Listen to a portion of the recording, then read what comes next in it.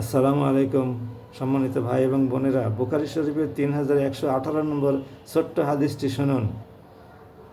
বিসমিল্লাহির রহমানির রহিম। খাওলা আনসারিয়াহ রাদিয়াল্লাহু আনহু বলেন, তিনি শুনেছেন যদি নবী সাল্লাল্লাহু আলাইহি সাল্লাম বলেছেন, নিশ্চয়ই কিছু লোক আল্লাহর মাল না হক ব্যয় বন্টন করে, সুতরাং তাদের জন্য কিয়ামতের দিন জাহান্নামের আগুন রয়েছে। হাদিসটি ছোট হওয়ার কারণে আমি আপনাদের খেদমতে আরেকবার পড়ে শোনাচ্ছি, মেহেরবানি করে শুনুন।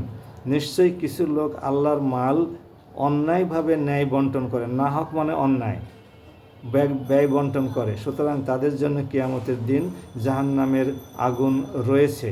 আল্লাহ নবী সাল্লাল্লাহু আলাইহি সাল্লাম পরিষ্কার করে উল্লেখ করেছেন যে কোনো সম্পত্তি যদি আল্লাহর মাল, যেটা বিশেষ করে জমি জমা, সমুদ্রের পানি, নদীর পানি, গাছপালা, এগুলো সরকারি মালিকানা, কিন্তু মূল মালিক তো আল্লাহ রাব্বুল আলামিন। সরকারকে এই মালিকানা আল্লাহ রাব্বুল আলামিন শর্ত সাপেক্ষে দিয়েছেন কিছু দিনের জন্য, এক এক সরকারকে এক এক সময়ের জন্য এটা ব্যবস্থাপনার দায়িত্ব দিয়ে থাকেন। ঠিক নদী যে দেশের উপর দিয়ে বয়ে চলেছে ওই অংশটুকুর দাবিদার সরকার।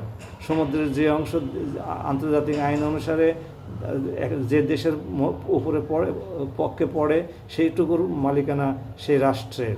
এগুলো যেন আমরা আমাদের নিজস্ব সম্পত্তি হিসেবে না নেই, এগুলোর ভাগ বন্টন ব্যয় এগুলো যেন আমরা বেহক পন্থায়, না হক পন্থায়, অন্যায়ভাবে, অবৈধভাবে না করি, আইন বিরুদ্ধভাবে না করি, এই বিষয়ের উপরে গুরুত্ব আরোপ করা হয়েছে। আসুন আমরা বিষয়টার দিকে খেয়াল রাখি এবং জাহান্নাম থেকে আল্লাহর কাছে ক্ষমা প্রার্থনা করি।